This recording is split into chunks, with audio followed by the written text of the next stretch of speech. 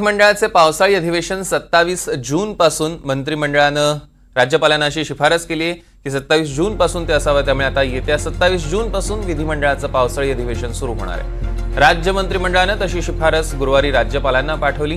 यापूर्वी 10 जून पासून हे अधिवेशन सुरू होणार होतं, मात्र आता ते लांबणीवर पडलेलं आहे आणि 27 जून पासून हे अधिवेशन सुरू होईल।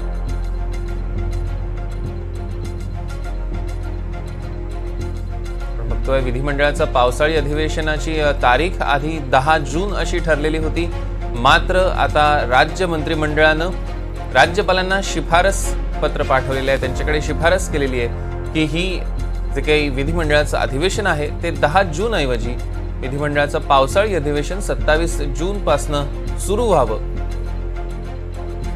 त्यामुळे आपण बघतोय आता पावसाळी अधिवेशन हे 27 जून पासून सुरू होईल असं कळतंय।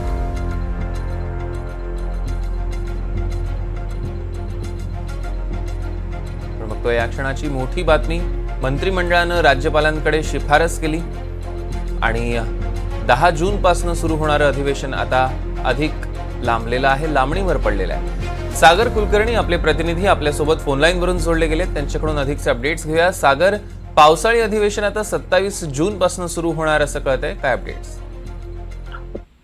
पूर्वनियोजित 10 जूनचं अधिवेशन पुढे ढकलण्यात आलेलं आहे। राज्य मंत्रिमंडळाच्या बैठकीमध्ये या संदर्भामध्ये प्रस्ताव मंजूर करून आता राज्यपालांकडे तो पाठवण्यात आलेला आहे। त्याला राज्यपाल अंतिम मंजुरी देतील आणि आता 10 जूनच्या ऐवजी 27 जूनला महाराष्ट्राचं पावसाळी अधिवेशन होईल। तत्पूर्वी केंद्र सरकारमधील मंत्रिमंडळ म्हणजे पंतप्रधानांची शपथविधी, मंत्रिमंडळ विस्तार आणि केंद्रातल्या संसदीय आहे तिथलं ते अधिवेशन आणि मुळात आपणास माहित आहे की यापूर्वी पूर्ण बजेट सादर करण्यात गेलं नव्हतं।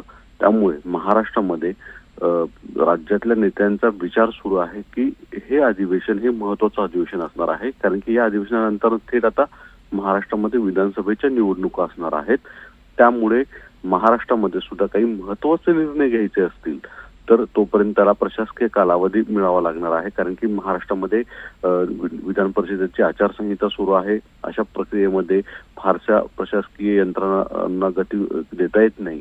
त्यामुळेच कदाचित अधिवेशन उशिरा घेतल्याची चर्चा आता रंगू लागलेली आहे।